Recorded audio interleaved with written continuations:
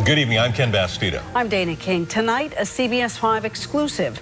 Remember Solyndra, the failed solar company in Fremont? Well, Solyndra still owes American taxpayers $500 million, but we caught them destroying millions of dollars worth of parts. Elizabeth Cook with the video you'll see only on CBS 5. Well, Solyndra will put its assets up for sale again next month, at least the assets they haven't yet destroyed. Look at what we found last week.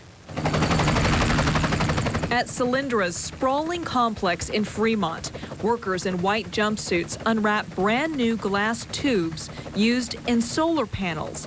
They are the latest, most cutting-edge solar technology, and they're being tossed into dumpsters. Forklifts bring one pallet after another piled high with the carefully packaged glass. Slowly but surely, it all ends up shattered. We're not talking a few loads.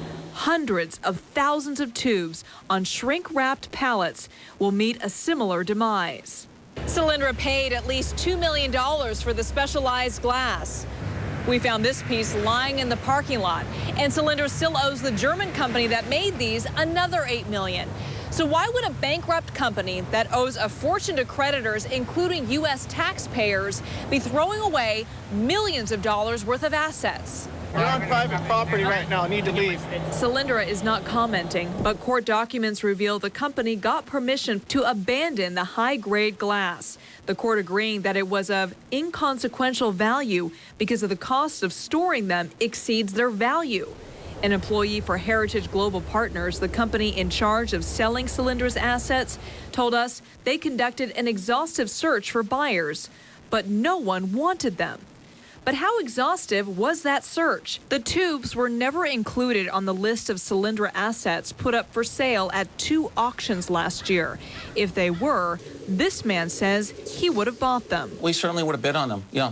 David Lucky owns several large warehouses near Las Vegas. He buys and then resells manufacturing equipment and components all the time. Our company has bought a lot of stuff over the years, truckloads and warehouses full of inventory that other companies were ready to just, send to the dump and destroy because they don't want to take the time to find markets for it. When Solyndra shut down last year, he bought hundreds of fully assembled solar panels at the auctions and is reselling them on eBay. They're going for probably about 1/3 of the original price. They're a fantastic deal. He says if given a chance, he would have snapped up the tubes too. One day there would be, some manufacturing company would eventually need those. Solar scientist Greg Smestad agrees. They have value. As a scientist, I said, well, this has to be studied. Smestad has consulted for the Department of Energy and lectures at Santa Clara University. He recently bought a Solyndra solar panel to study its technology, which is completely different from traditional panels. They can accept both the direct sun and also track, but without motion because it's a cylinder. The technology is very, very promising. He wrote a letter to the auctioneers asking if they could donate to Santa Clara University any of the leftover tubes after the Solyndra auctions are completed. Let one student, like I was a student there, to use this as an inspiration on their career, and then that will be worth something. But the auctioneers wrote back saying they couldn't do that. That really makes me sad. Those tubes represent intellectual investment. These could have had a better value, a value to do public good and to do science. And I think that they owed the U.S. taxpayer that. Solyndra was hoping to have sold the entire company, lock, stock, and barrel by today, but they called off the sale because nobody bid for it. And now they'll concentrate on selling the company piece by piece.